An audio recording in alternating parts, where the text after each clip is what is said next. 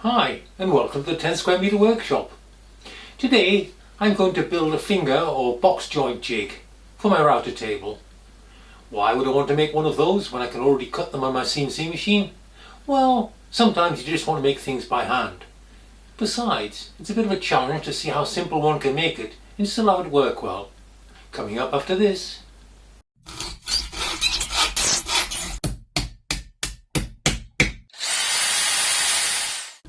There's quite a few videos out there showing you how to make a box joint jig.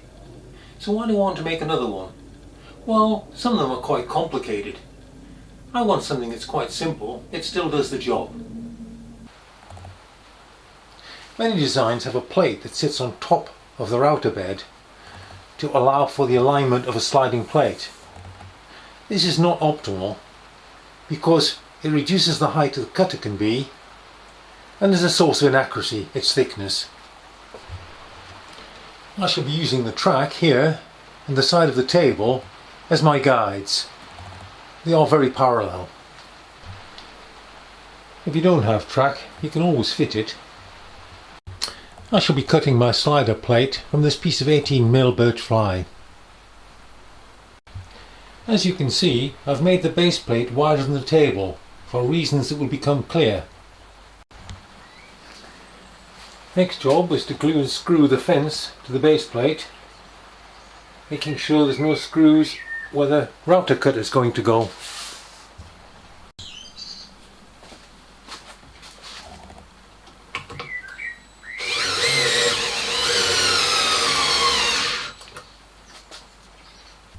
I then fitted an angle plate to make sure it stays square. The sliding parts are going to be made from aluminium strip and angle, available from many DIY stores. The strip was drilled and countersunk and then screwed to the inner edge of the base plate.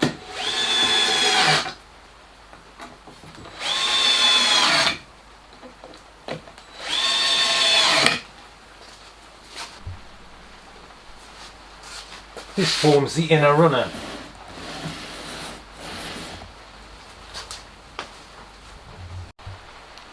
The angle plate is first drilled with clearance holes and then clamped underneath as a smooth sliding fit.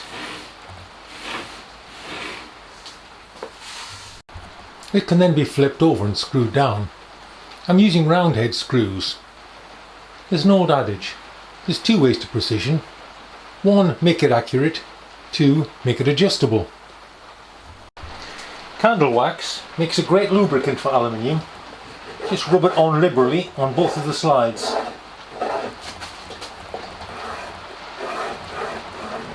It's not bad for the wood either.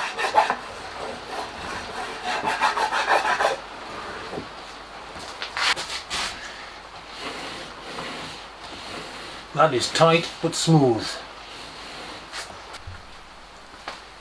Next thing to make is the peg plate, which fits on the front of the fence. One of these is needed for each size of bit. I'm going to make the 1/2 inch one here. This is now clamped to the front face, offset by twice the diameter of the cutter.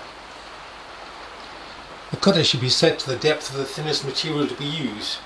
I'm going to be using 6mm for this. The cut is now made.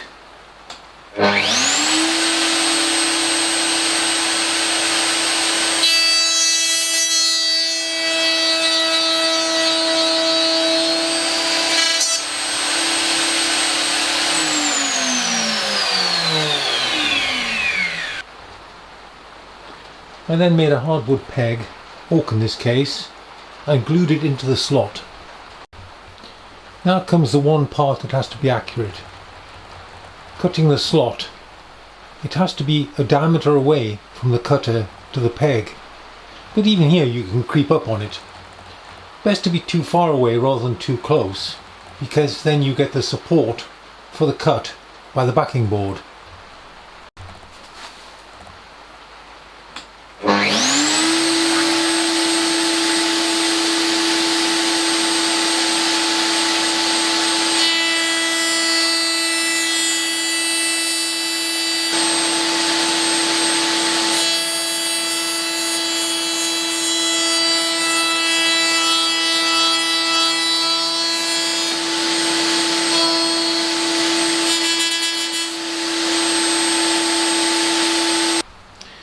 Now to try it out using some scrap ply.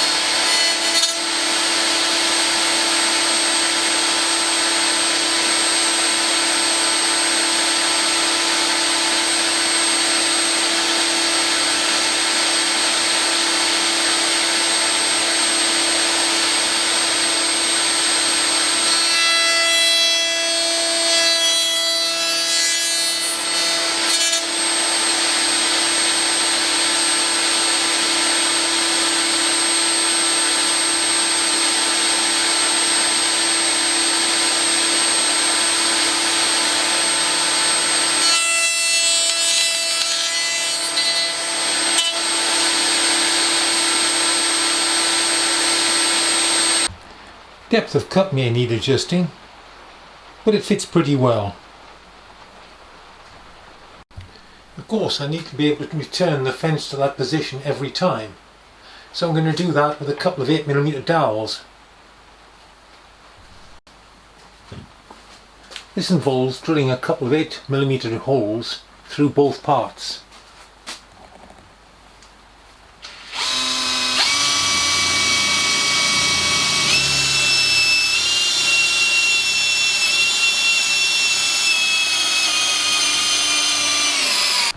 Two 8mm dowel pins were then made from stainless steel and the front edges tapered.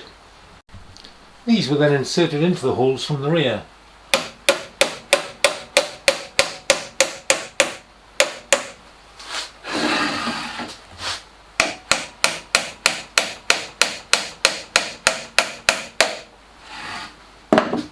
The clamps could now be removed.